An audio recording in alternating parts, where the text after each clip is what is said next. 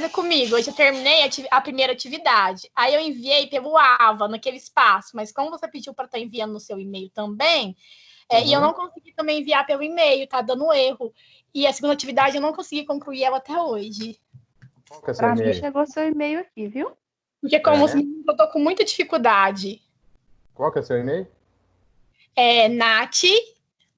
N-A-T. Y. Ponto Oliveira. Oliveira. K. A letra K. Ok. Juru. J-U-R-U. Ok. @gmail.com. Mandando aí agora também, você confere ver se chegou. Certinho, obrigado, Matheus. De nada.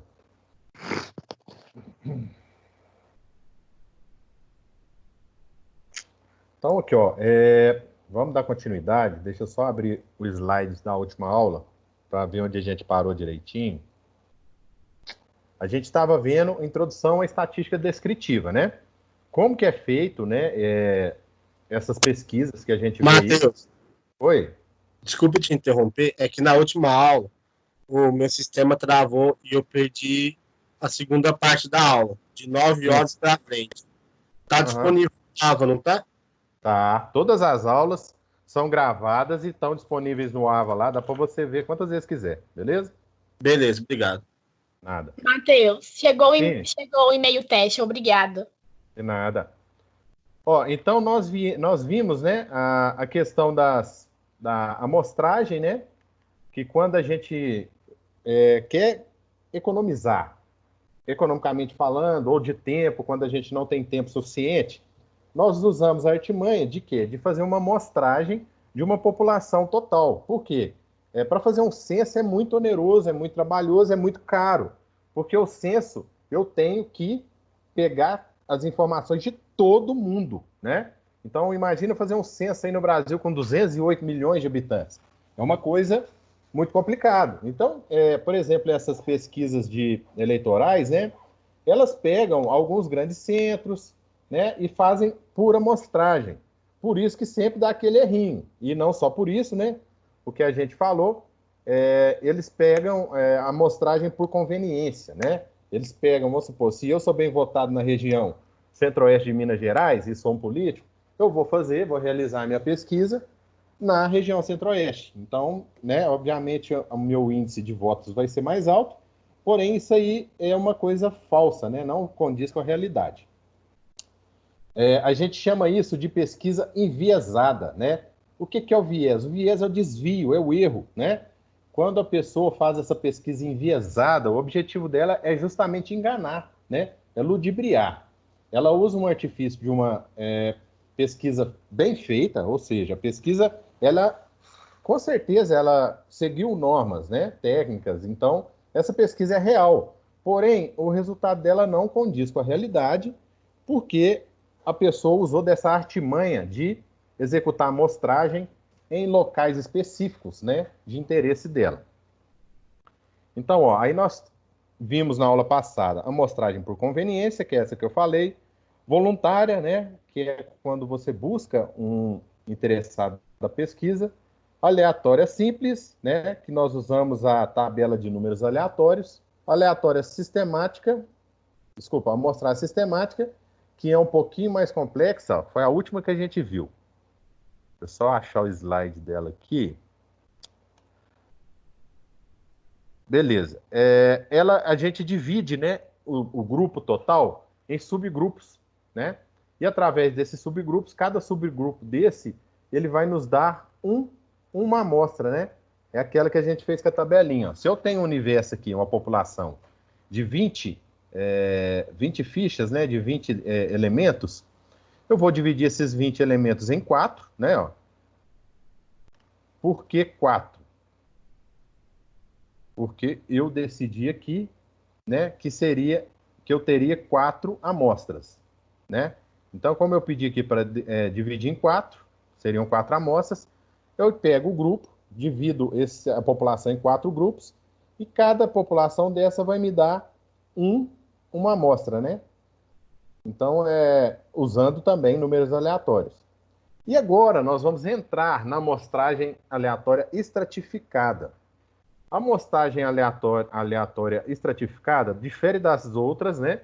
Principalmente por envolver mais de uma etapa. Esse tipo de amostragem é utilizado geralmente nos casos em que a população possui subgrupos com características próprias, que podem ser pertinentes à pesquisa. Por exemplo, nós estamos vivendo aí essa onda agora do Covid-19, ok?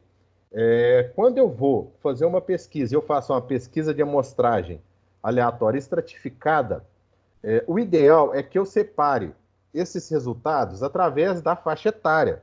Porque, obviamente, nós já sabemos que quanto mais idosa a pessoa, mais é a taxa de mortalidade.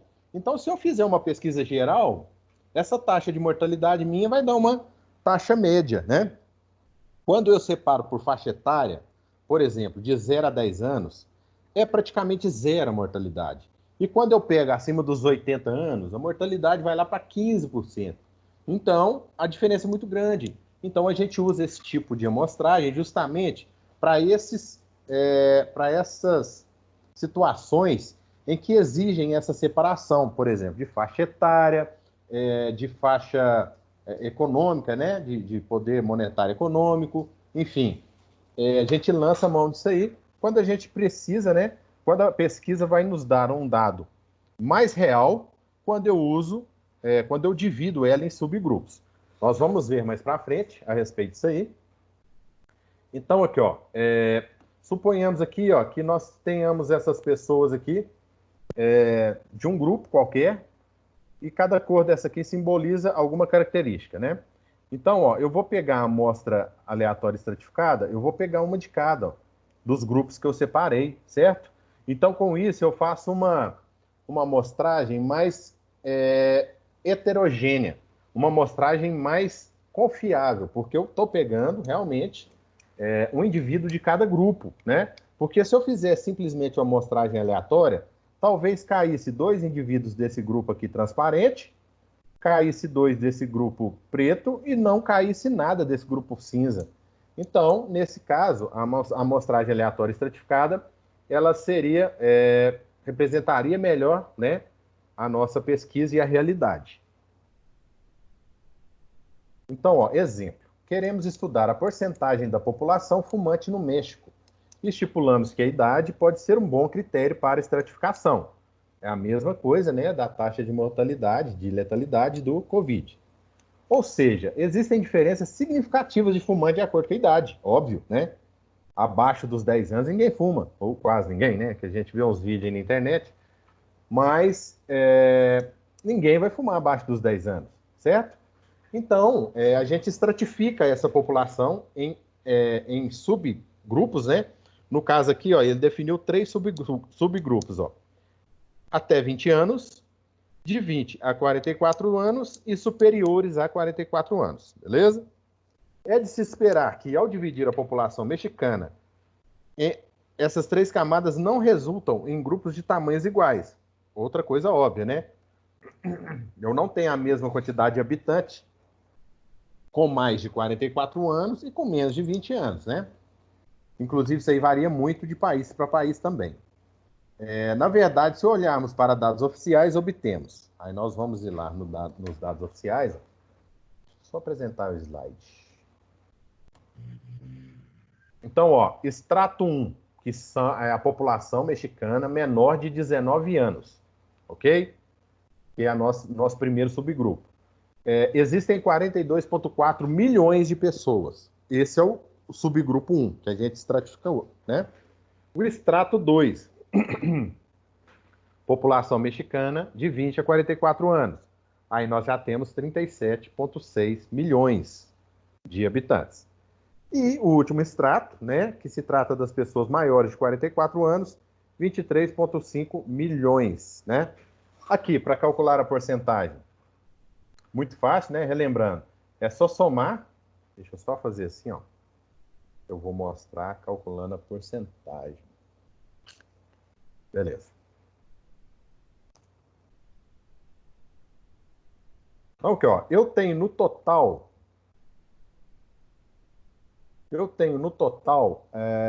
42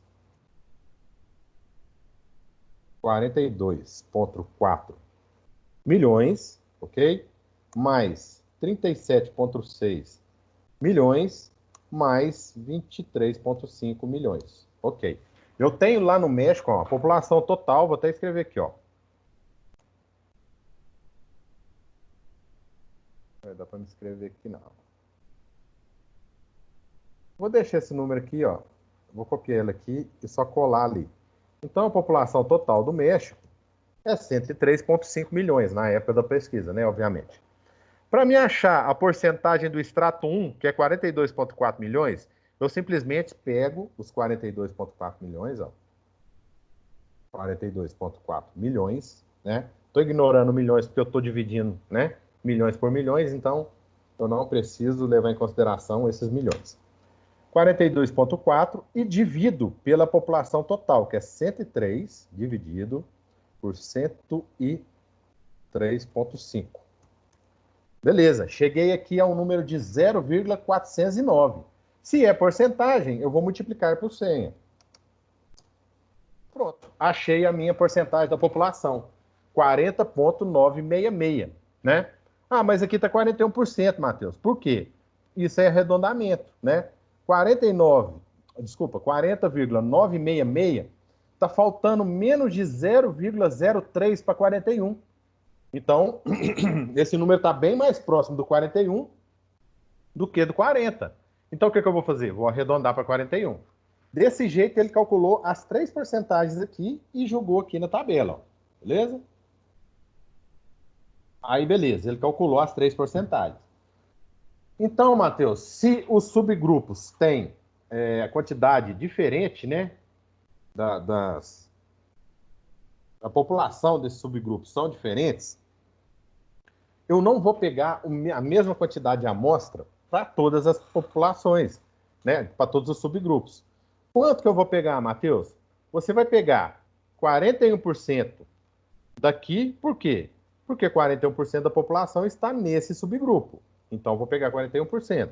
Vou pegar 36,3% aqui e 22,7% aqui. Como? Vamos lá.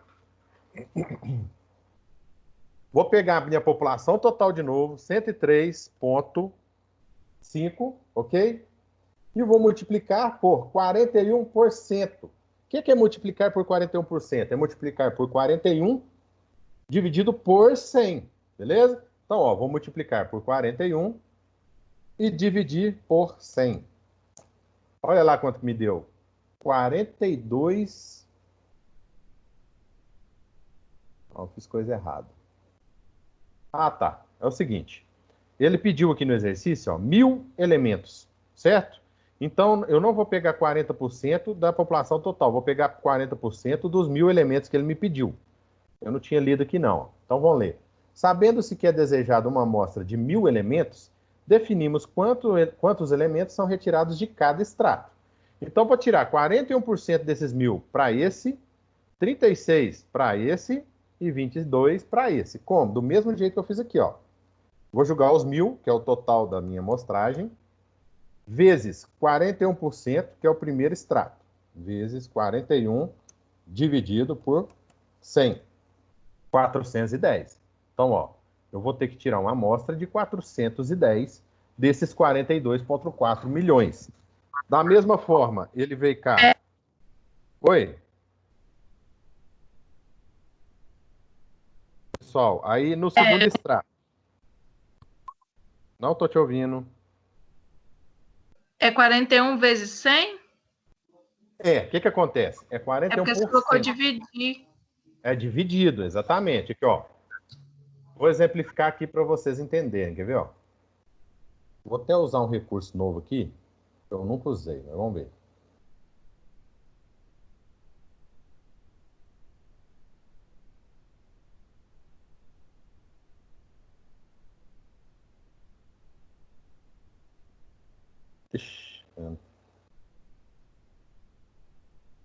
Todo mundo vendo o quadro aqui? Não. Não, está compartilhamento do quadro em andamento. No momento, apenas membros da organização podem participar. Em breve você também pode, não sei o quê. Poderá. Então, realmente, não vai dar, não. Então, vou abrir um Word aqui, ó, para explicar para vocês. Vejam o meu vídeo de porcentagem. Vocês estão com dúvida em porcentagem, vejam o meu vídeo de porcentagem, né? Tá lá no portal também. Então, ó, se eu tenho, voltando lá no exercício, ó, meu exercício aqui. Eu tenho que achar 41% de 1.000, ok? O que eu vou fazer? Ô, Matheus, a tela ainda tá preta, não tá aberto do Word, não. E agora? Voltou. Então, beleza. Aqui, ó, eu quero tirar 41% de 1.000, ok? Então, vou pegar minha população total, 1.000, e multiplicar por 41%. O que é 41%? É 41 sobre 100, beleza?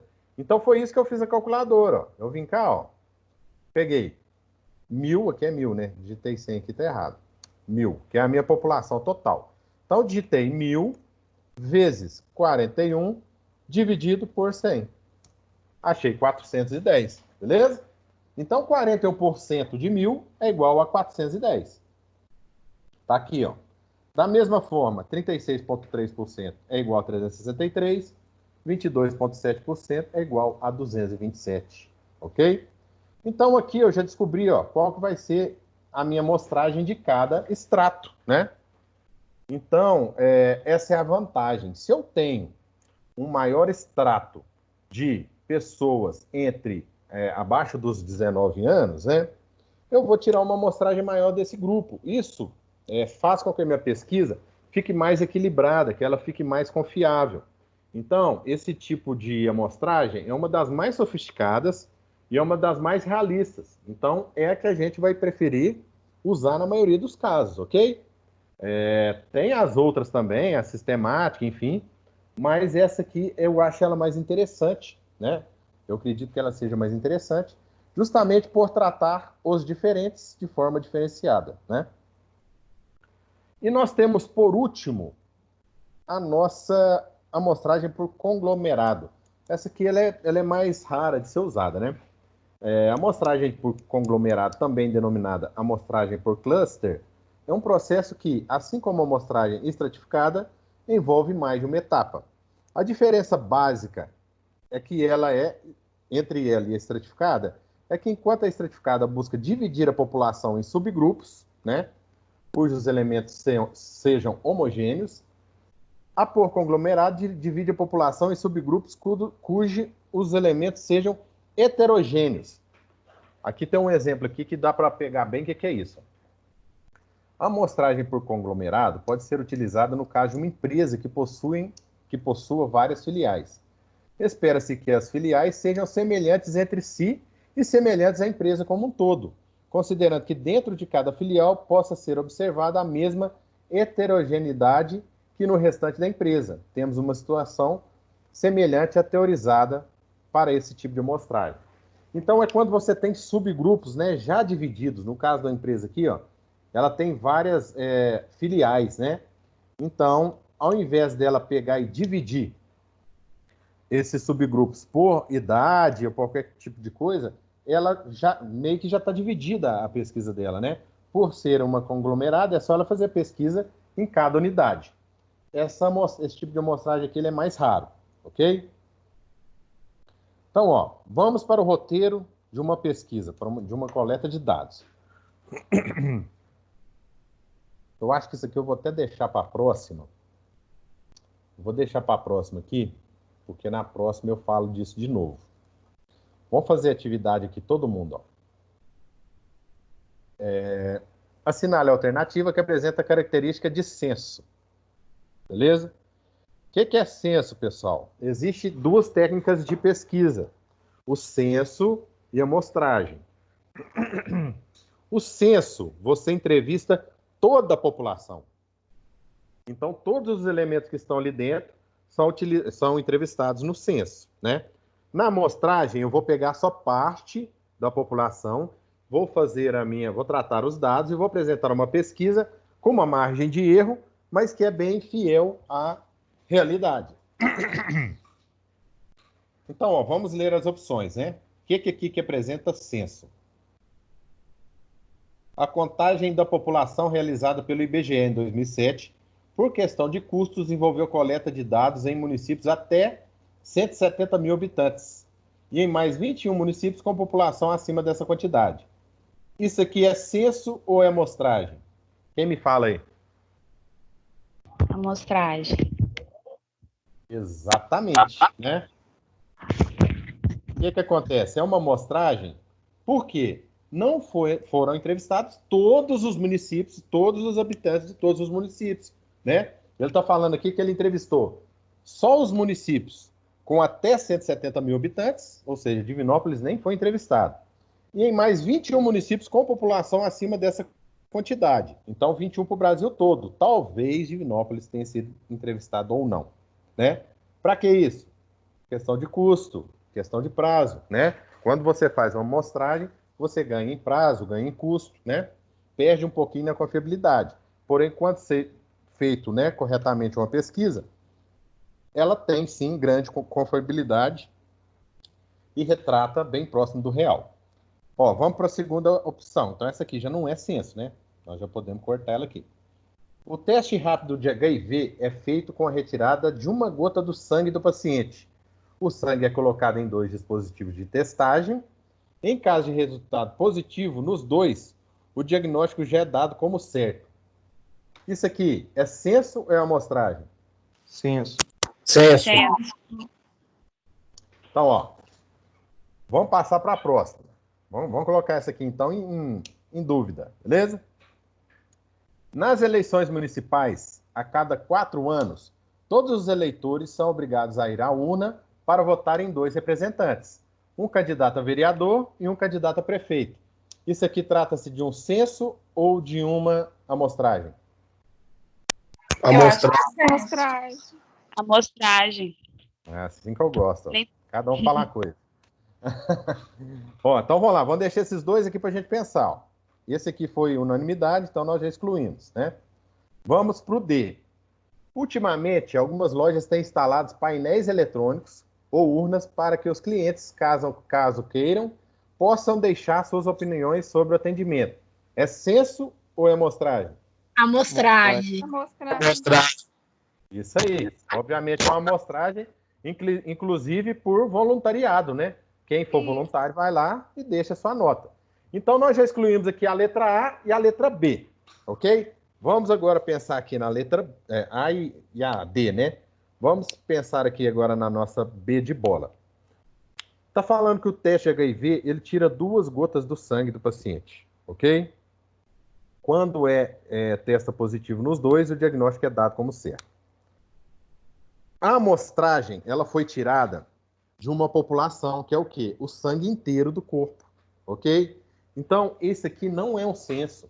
Isso aqui é uma amostragem. Eu tirei apenas 2 gotas do sangue do corpo, né, do paciente, certo? Diferentemente das eleições. Eleições, todo mundo tem que votar, certo? Eu pensei por esse lado. Pois é. Todo mundo tem que votar, porém, na prática, não é bem assim, né? Tem gente que não vota. Isso. Mas, assim, teoricamente, né, a eleição, todo mundo teria que votar. No caso do sangue, né, nós tiramos a amostragem aí, foi somente 2 gotas. Para me fazer um censo no sangue do cara, eu teria que retirar todo o sangue dele, né, e testar todo o sangue dele. Não foi o que aconteceu. Eu fiz, né, uma amostragem aí aleatória, né, porque eu fui lá e peguei 2 gotas de sangue lá e eu não escolhi essas gotas. Já na eleição, né, todo mundo, teoricamente, obviamente, né, não é o que acontece, mas é o mais próximo de um censo, porque, teoricamente, todos nós teríamos que votar, beleza? Então, aqui seria a letra C. Repete, Matheus, Sim. repete para mim o que é mesmo amostragem, por favor. Ok. A amostragem é o seguinte, eu trabalho, né, lá no Pitágoras, ok. Aí eu vou fazer uma pesquisa para saber a faixa etária de todos os professores, tá? Uhum. Eu tenho 2 opções para fazer essa pesquisa. Perguntar todos os professores, né? Se eu for fazer só na unidade de Vinópolis, ok, vai me dar um trabalho? Vai, mas eu vou conseguir. Agora, imagine eu fazer na Croton inteira, né? Que é uma instituição, a maior instituição de ensino do mundo. Ou seja, eu vou ter que entrevistar todo mundo. Isso aí eu não tenho nem noção de quantas pessoas são, mas são dezenas de milhares, né?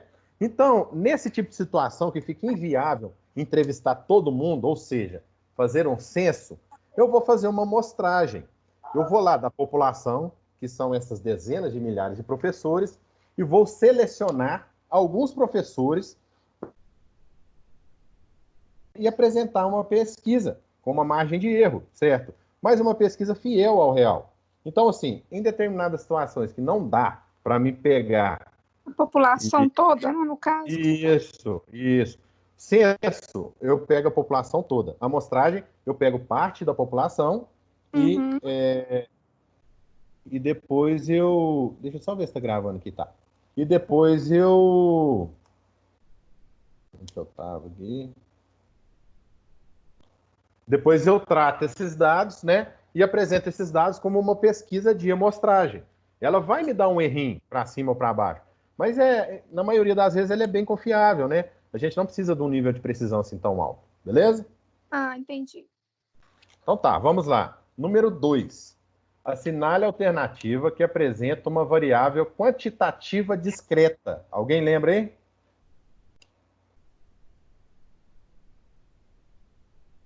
Quantitativa discreta. Número de filhos? Exatamente. Por quê? Falou quantitativa é quantidade. Falou quantidade é número, ok? Número inteiro. Altura é número, pode ser. Sexo não é número, não é. Então, de cara, nós já podemos excluir aqui sexo, né? Peso é número e número de filhos também é número. Discreta, eu tenho dois tipos de variável quantitativa, que é a variável discreta e a variável contínua. A variável discreta é número inteiro e variável contínua, número quebrado, ou número racional. A altura, eu tenho 1,85. Isso é um número racional, ok? Então, essa aqui não é discreta, ela é contínua. Peso, né? Você pode pesar aí desde 30 quilos, a criança nasce com 2,5 kg até 150 quilos. Então, é uma variável contínua, ela tem também valores quebrados. Então, também não é. Sobrou para nós o quê? Número de filhos. Alguém tem um filho e meio aí? Ou alguém tem um irmão e meio? Não existe isso, né? As pessoas são quantificadas por número inteiro. Então, isso aqui, né, a letra D, é uma variável quantitativa discreta. Vamos partir aqui para o próximo exercício. Agora é a qualitativa nominal. Qual que vocês acham aí que são qualitativa nominal? Que é, né? Cor dos olhos. Cor dos olhos. Exatamente. Exatamente, cor dos olhos. Por quê? Nós temos qualitativa nominal e qualitativa ordinal, né? A ordinal é aquela que tem ordem. Então, a escolaridade tem ordem. Ó. Começo com o ensino fundamental, vou para o ensino médio, vou para o ensino superior. Idade, você faz 24, depois você faz 25. Você não faz 24, depois faz 30, né? Então, tem uma sequência. Classificação em uma corrida, mesma coisa. Primeiro, segundo, terceiro. E cor dos olhos? Cor dos olhos não tem posição, né? Qual o olho que vem antes? É o preto vem antes do castanho? Ou verde? Não, isso não tem posição. Então, isso é uma qualitativa nominal. Beleza? Beleza. Para controle de qualidade, 10% das peças que saem de uma linha de produção são inspecionadas. Para compor uma amostra, seleciona-se uma em cada 10, sempre na ordem que são produzidas, ou seja, produzem-se 9 peças e retire-se a 10ª, produzem-se mais 9, retira a 20ª e assim por diante. Que tipo de amostragem que é essa? É uma amostragem estratificada? Não é. Né? É uma amostragem sistemática? Pode ser sim uma amostragem sistemática. Né? Por quê? É separada em subgrupos de 10 e de cada subgrupo desse eu vou lá e retiro uma peça. Né? É uma aleatória simples? Não, ela não é aleatória. Eu não uso o número aleatório. É por conveniência? Também não. Né? Por conveniência seria se eu pesquisar somente alguns lotes Mas não, estou pesquisando todos os lotes. Então, nós ficaríamos aqui com a letra C. Então, ó. Aqui tem mais algumas perguntas. Mas essa aqui eu vou deixar. E nós não precisamos fazer. Já falei sobre. Vamos entrar agora na próxima matéria. Vou ver se eu acabo essa matéria aqui, pessoal, que essa matéria ela é muito importante. E aí nós vamos tirar a dúvida do trabalho, beleza? Vamos ver se a gente tira aí pelo menos uma meia hora para a gente tirar a dúvida do trabalho. Então vamos lá. Nós vamos trabalhar agora com métodos tabulares, né? O que são métodos tabulares? São os métodos tabulares, a gente tabela, né? Que nós vamos aí tabular, ou seja, nós vamos organizar para poder apresentar esses dados, ok? Então, ó, vamos lá. Conteúdo é estatística descritiva, rol, tabelas, gráficos, ramos e folhas, né? Esse ramos e folhas aqui nós vamos ver depois, ó, tá separado. O que é a competência, né? Que é necessário para a gente estudar isso aí? É conhecer de funções e gráfico de primeiro e segundo grau. Então, ó, de volta ao problema inicial. Lá na nossa aula, né, primeira aula de estatística descritiva semana passada, nós tivemos um problema, uma situação problema aí, né? Que a gente seria, na verdade, aqui um administrador, né, da empresa M, e a gente ficou incumbido de realizar uma pesquisa para determinar o perfil dos 30 mil funcionários. Então, obviamente, nós vamos usar técnica de amostragem, né? Não vou entrevistar 30 mil pessoas. O relatório final dessa pesquisa deverá conter informações pessoais como idade, peso, altura, sexo, cor dos olhos, raça, informações sobre satisfação em relação a condições de trabalho e remuneração. Considere que o prazo estipulado para a realização dessa tarefa seja 1 semana. Então, aqui você já matou que não vai ser assim, só. Você não vai conseguir entrevistar 30 mil pessoas em 1 semana, né? É praticamente, eu não digo impossível, mas é improvável, né?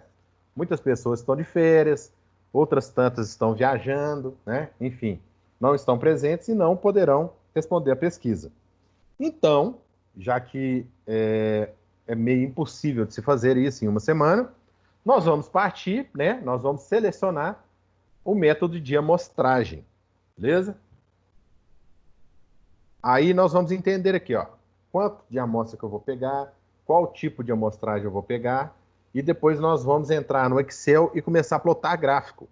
Muita atenção, porque agora é a hora, né? O exercício que eu vou dar da prova, né, do avaliativo, vai ser exatamente sobre essa disciplina. Vai ser sobre essa matéria aqui, ó. Ok? Então, ó, passo a passo para o roteiro de coleta, né, de dados. Definir o objetivo da pesquisa. Por que eu estou fazendo essa pesquisa, né? Através do objetivo, eu vou definir quais são as minhas perguntas, né, que eu vou realizar, ou quais são as variáveis que eu vou colher, né, dos meus indivíduos, da minha população. Então, ó, o objetivo dessa pesquisa pode ser identificado na situação problema proposta no início dessa sessão do autoestudo. Determinar o perfil dos 30 mil funcionários da empresa M. Então, esse é o objetivo da nossa pesquisa, beleza? Aí nós vamos, com o objetivo definido, nós vamos para o segundo passo. Definir as variáveis e a população de interesse. Então, ó, a tarefa a qual você foi incumbido especificava que o objetivo era determinar os perfis, né, dos funcionários da empresa M. Para realizar essa tarefa, você deveria pesquisar as variáveis abaixo. Portanto, essas serão as variáveis de estudo, né? Então, isso aqui também é bem importante, ó. Para cada uma delas, você deve elaborar uma pergunta de forma imparcial. Que tipo de variável nós vamos coletar, né? Idade. Então, nós vamos fazer uma pergunta direta. Qual a cidade? Né? E né? Se eu perguntar aí, todo mundo vai conseguir falar qual é a sua idade. Pronto, é um número. Qual é o seu peso? A mesma coisa.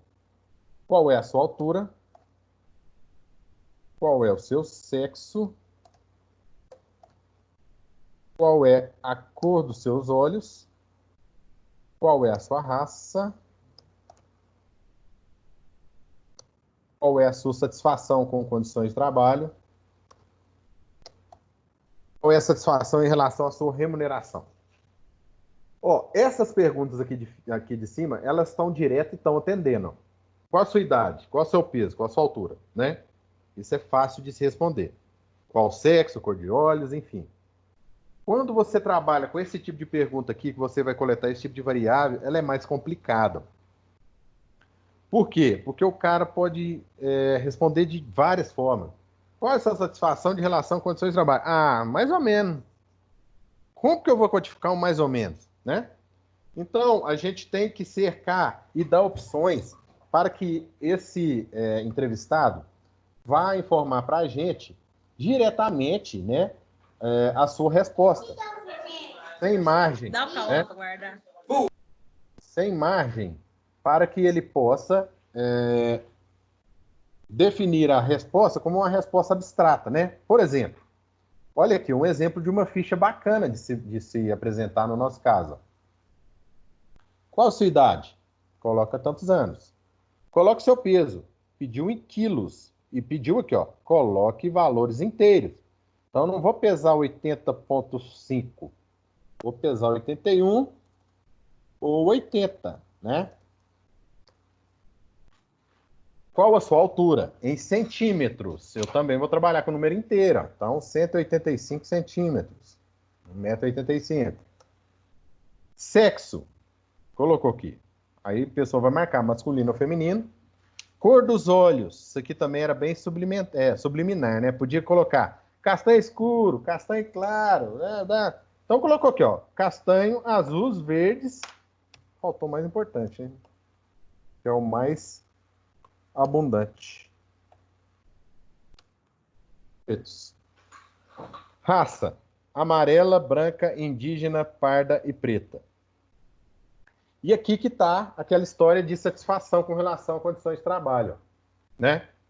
De 0 a 10, qual é a sua satisfação nas condições de trabalho? Então, o que a gente fez? A gente cercou essa pergunta aí de forma que todo mundo vai responder de uma forma padronizada. Se eu tivesse deixado aberto ali, seria uma questão aí discursiva. Então, o cara podia escrever o que ele quisesse. Aqui não. Eu simplesmente quero que ele quantifique qual é a satisfação dele, né?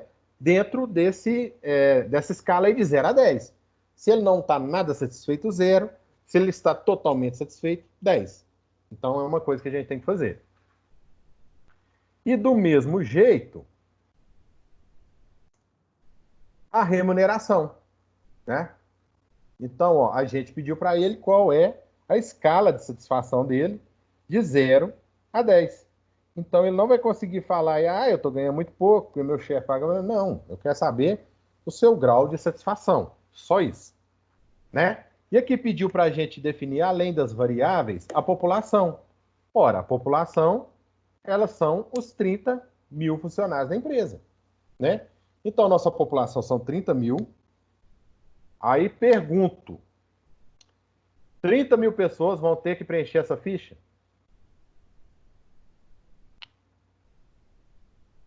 Aí que tá, né? O ideal é que você tenha um banco de dados da sua empresa que as 30 mil pessoas preencham essas fichas, ok? Então, você vai ter 30 mil indivíduos e desses 30 mil indivíduos, eu vou tirar uma amostra, né? Não, Matheus, mas é muito complicado. 30 mil pessoas preenchendo uma ficha. Gente, hoje em dia, tá tudo muito fácil, né? Você pode criar um formulário do Google, você pode mandar por e-mail, você pode, enfim, você não precisa de papel e caneta mais. Você consegue fazer essa pesquisa totalmente online, né? E o cara pode estar lá no Acre, lá na filial da sua empresa lá no Acre, que ele consegue te responder e te enviar isso aí facilmente, né? através da internet. Vamos lá. Aí nós vamos para o terceiro passo, né? Definir o sistema de coleta. Ó, lembre-se que para a situação proposta no início dessa sessão, o prazo estipulado da pesquisa é 1 semana, né? Nesse caso, consideraremos que fazer uma amostragem é o mais prudente. Obviamente, é aquilo que eu falei. Fazer um censo com 30 mil pessoas em 1 semana é algo meio improvável, né? Pois, devido ao tempo de coleta, é aquele... A formatação sumiu tudo. É aquele que ainda será gasto no tratamento das informações. Realizar um censo seria inviável, né? Entretanto, essa escolha irá depender de quais recursos estão disponíveis, ficando a cargo do pesquisador definir entre amostragem e o censo. Então, ó, o censo, ele é uma coisa bem mais próxima do real. Próxima do real, não. O censo é o real, né? Ele não tem erro, porque eu entrevistei todo mundo, né? Então, todo mundo respondeu a minha pesquisa, todo mundo sabe, né? Eu sei que todo mundo, é o perfil de todo mundo. Porém, nós vamos ver novamente, eu já até comentei isso aqui com essa turma. O custo, ele é muito, mas muito decisivo dentro de uma empresa, né? Toda empresa é para gerar capital, é para gerar lucro. Então, o custo manda muito dentro da empresa, né? Se uma pesquisa de amostragem consegue me dar um resultado satisfatório, por que eu vou gastar 30 vezes mais para fazer um censo? Ah, porque o censo é real. Tudo bem, mas que tenhamos aí um erro de 10% ou 5%, a empresa necessita tanto dessa precisão dessa pesquisa de que não podemos usar a amostragem? Não. Isso é uma pesquisa que não precisa de uma precisão máxima aí. Não. Então, é aceitável que a gente faça a amostragem. Nesse sentido, obviamente que nós vamos fazer a amostragem, né? Ela é mais barata, ela é mais rápida, ela é menos onerosa, então dá menos trabalho. Então, nós vamos definir aqui como amostragem, né? Ó, em relação ao tipo de amostragem, vamos supor que na empresa M, 5% dos funcionários sejam gerentes, 15% possuam cargos administrativos e os 80% restantes, né, cargos operacionais.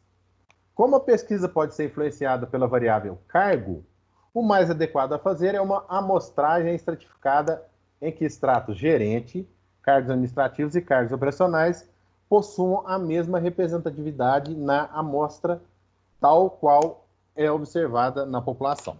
O que isso aqui está falando? Suponhamos aí a nossa primeira variável, ó, idade. Uma empresa de 30 mil funcionários, né? É comum ter um gerente de 19 anos? Não, né? Se a gente for pegar a média de idade, né? A média de faixa etária dos cargos de gerência, é uma média mais elevada, né? São pessoas que têm mais experiência.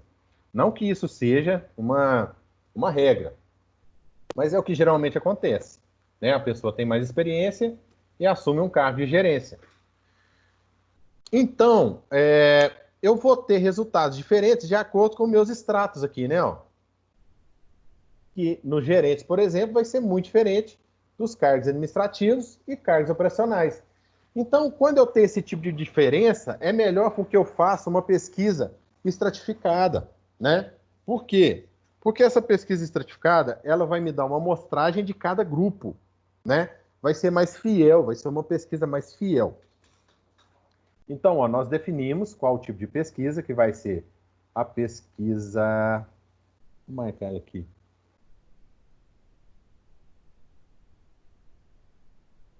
De amostragem estratificada.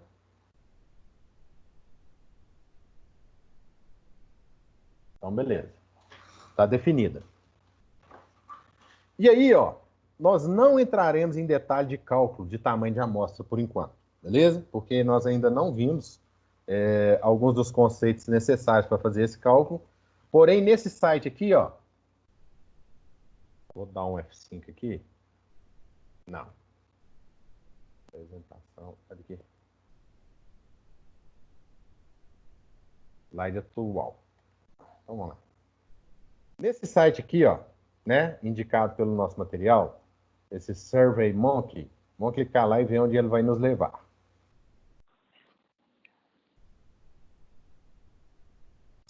Beleza. Então, esse site é um site para indicar para a gente o tamanho da amostra de pesquisa, para a gente não precisar fazer cálculos, né? Ele tem um padrão aqui, ele tem a inscrição Pro, que você vai pagar, né? Uma espécie de calculadora que ele vai calcular para você. E ele tem a inscrição grátis, que vai te dar quantidade de amostras, né? Mais superficiais. E ele tem aqui embaixo, ó, essa tabelinha, que é a que nós vamos usar, ó, né? Eles fizeram uma média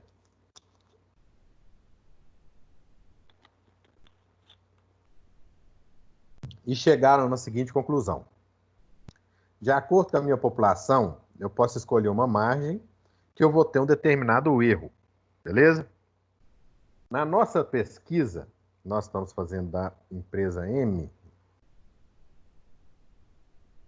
Gente, tá aqui. Na nossa pesquisa que estamos fazendo da empresa M, nós definimos que 10% de erro é uma margem aceitável para nós, beleza? Então, se 10% de erro é uma margem aceitável para nós, e nós temos uma população de 30 mil, vamos lá na tabelinha ver o que ele aconselha para a gente. Ó.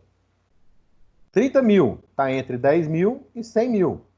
Vamos ser conservador, vamos pegar 100 mil, né? Que é uma situação pior. E 10% de erro aqui, ó. Então, 100 mil com 10% de erro, 96. Então, essa tabelinha aqui de consulta nos deu, né, uma margem uma margem de 10%, uma amostragem de 96, né? Aí, ó, se eu quisesse 5%, ia subir para 383. Se eu quisesse 1%, 8.763. Então, quanto maior a minha amostra, mais fiel será o meu resultado, ou seja, mais confiável, menor o erro, né? Só que para nós aqui, 10% já é mais que aceitável. Então, 96, né? 96, uma coleta de 96 indivíduos, para nós, já atende bem.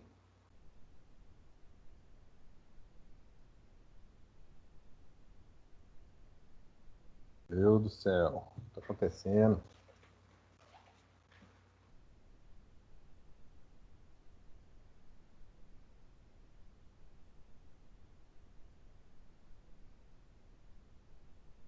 Então, beleza, aqui, ó, foi justamente o que falou aqui, ó. Você poderá verificar no link que o tamanho sugerido para a amostra é 96.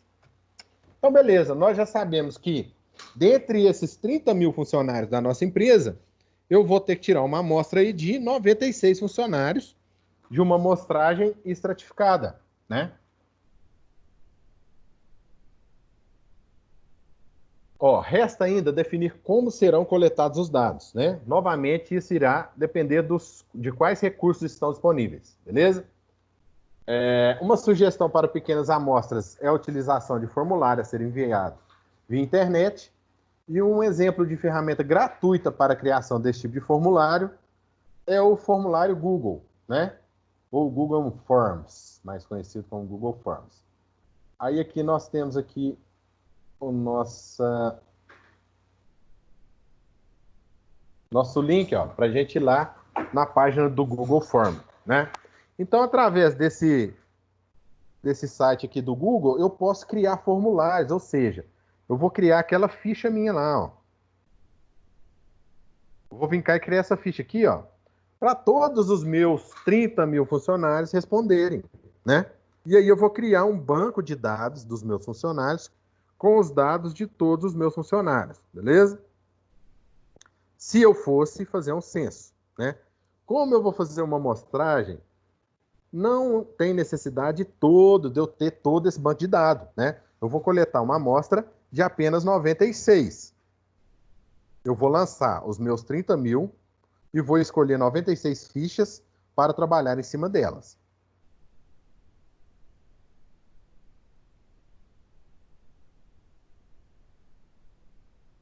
Então, ó, no caso da utilização da ferramenta sugerida, anteriormente, os formulários podem ser enviados por e-mail. Entretanto, nessa etapa, o pesquisador deve ficar atento se os indivíduos selecionados para a amostra realmente estão respondendo à pesquisa. O que acontece? A gente tem que ficar atento, porque a nossa amostra é 96, e esses 96 têm que responder à pesquisa. Ok? Porque se eles não responderem, a nossa amostra vai ficar danificada, né? Vai ficar corrompida, e a nossa margem de erro vai aumentar, né? Nós vamos perdendo a confiabilidade da nossa pesquisa. Então, ó, depois nós vamos revisar os dados coletados, né? Matheus, Oi. esses links para usar, né, para fazer essas amostragens, a gente vai ter que fazer no seu exercício? Então, eu ainda não fechei o exercício, entendeu? Talvez vocês tenham que fazer, mas eu vou deixar o link para você. Se tiver que usar, eu vou deixar o link. Vocês podem ficar tranquilo, beleza? Mas aí você explicar a gente como que usa? Então, ela é muito simples, né? Igual eu te falei, o formulário aqui vocês não vão precisar fazer, porque vocês não vão produzir nada, né? É só mais esse link aqui do SurveyMonkey, que é só ir lá e olhar na tabela. Explica ele, então, aquela tabela padrão? Aqui, ó. Eu vou vir aqui, ó. Quer ver? Nessa página. Primeiro, se eu for pedir para você, eu vou falar assim, ó. Eu quero que a sua pesquisa tenha 10% de erro, 5% de erro ou 1% de erro, né? Eu preciso te dar esses dados. E você tem que ter a população, né? A quantidade, né, de dados aí de indivíduos. A população que está aqui na esquerda, ó, você vai achar a margem de erro e vai ver qual vai ser a sua quantidade a sua amostra, né? Então, ó, ainda tem aqui nível de confiança, que já é outro parâmetro. Nós estamos trabalhando, por enquanto, só com margem de erro. Então, ó, se eu falar para você, ó, te dei uma população de 500 indivíduos, beleza? E eu vou falar para você, ó, eu preciso de 1% de margem de erro. Aí você vai pegar 500, vai chegando para o lado aqui, ó, e vai ver que com 1% de margem de erro, você vai ter que fazer uma amostra de 476. Aí é aquela história, né? Se você vai fazer uma amostra de 476, você pode fazer um censo de 500, né? Por causa de 24 pessoas. Então, em números pequenos, aqui, ó, por exemplo, de 100 pessoas, para mim ter 1% de margem de erro, eu tenho que entrevistar 99. Então, entreviste mais uma e faça um censo, né? Então, quando a população é pequena, você pode fazer um censo. É bem possível, né? É até mais fácil de se fazer um censo. Mas quando é a população maior, aí cai bastante, ó. Mais de 1 milhão de pessoas para 1% de erro, eu tenho que entrevistar só 9 mil. É muito pouco perto de mais de 1 milhão de pessoas, né? Então, nesse caso aqui, ó, eu vou te pedir a porcentagem, a margem de erro, e você vai ter a sua população para você calcular qual a quantidade de amostras que você vai tirar, né, para fazer essa amostragem. Matheus. Entendeu? Oi. E para fazer essa conta sem usar esse site aí, como que faz a conta da margem de erro? Depois nós vamos ver. É um pouquinho mais complicado, entendeu? Okay. Aí mais Essa pra atividade frente... aí... Ô, Matheus, a atividade que você tá falando aí que você não fechou ainda, é para entregar processo do dia 13? Como que é? Não. Essa é a atividade avaliativa que vai valer os pontos da oficial 1. Como nós não poderemos fazer prova presencial, né?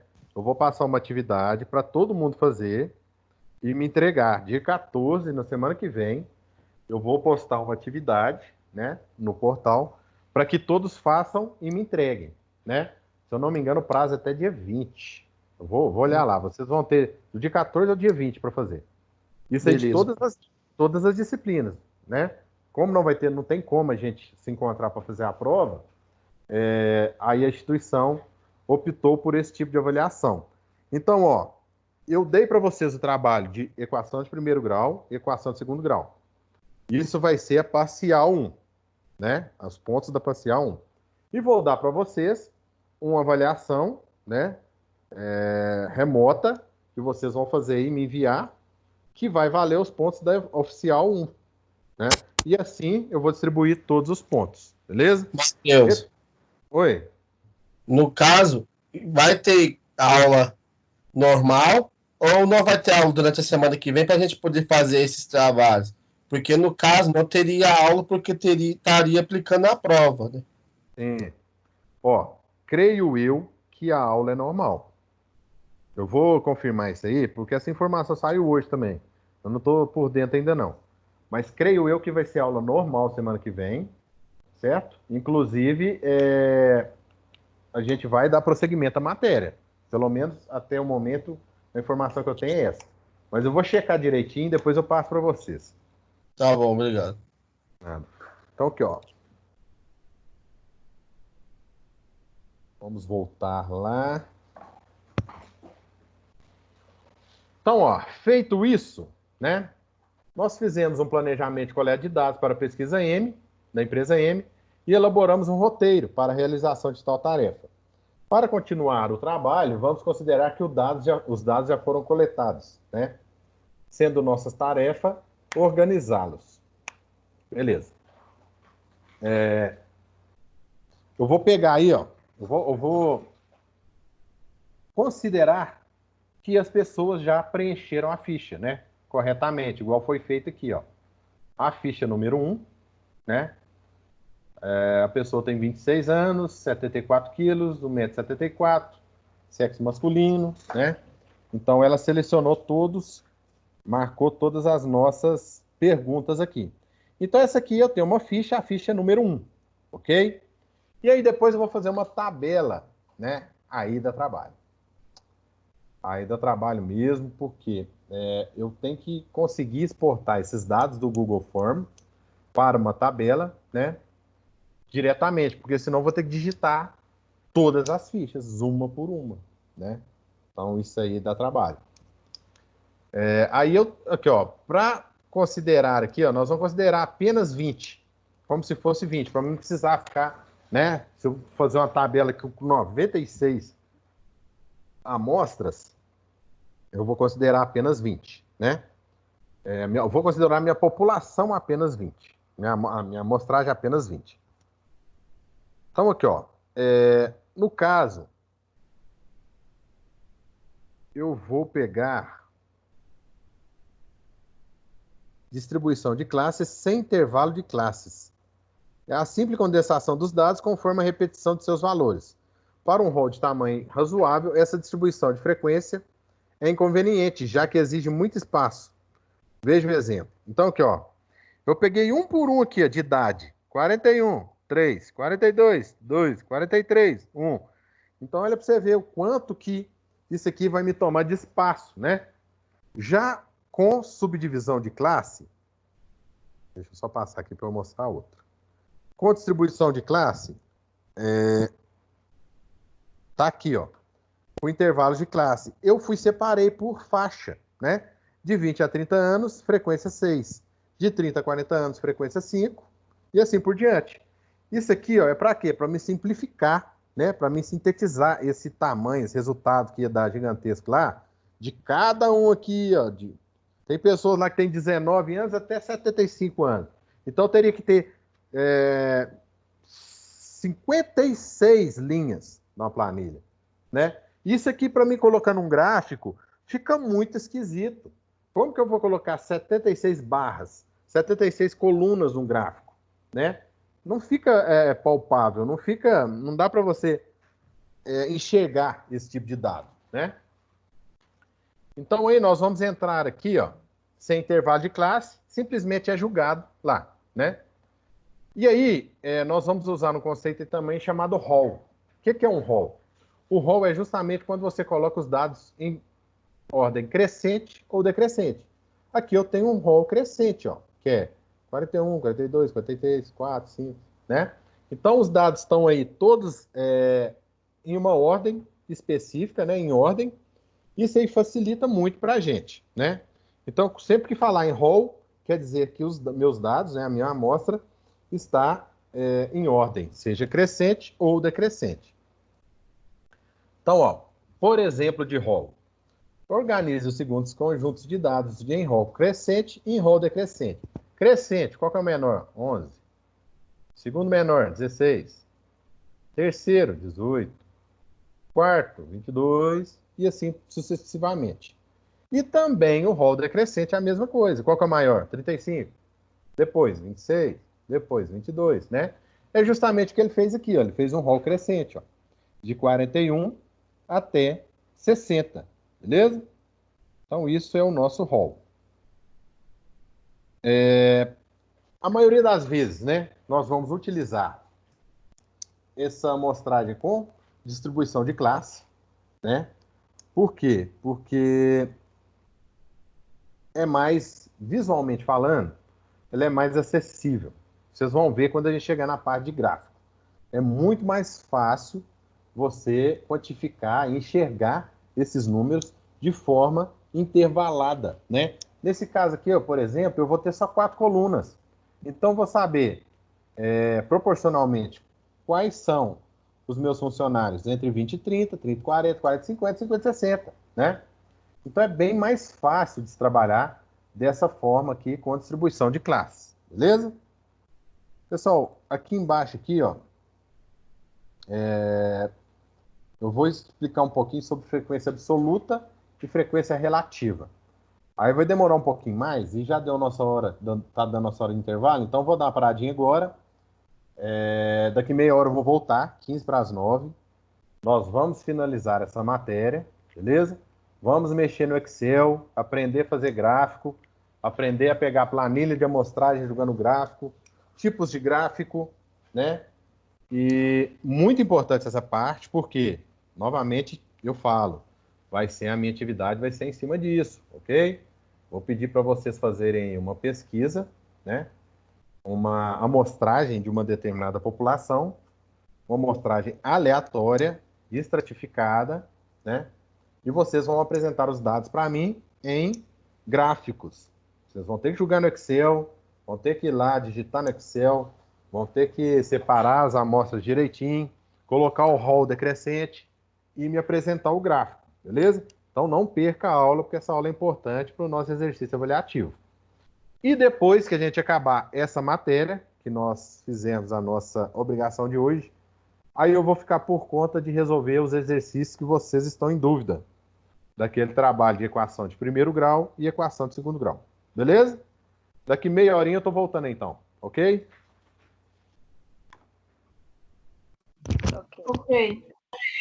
Ok.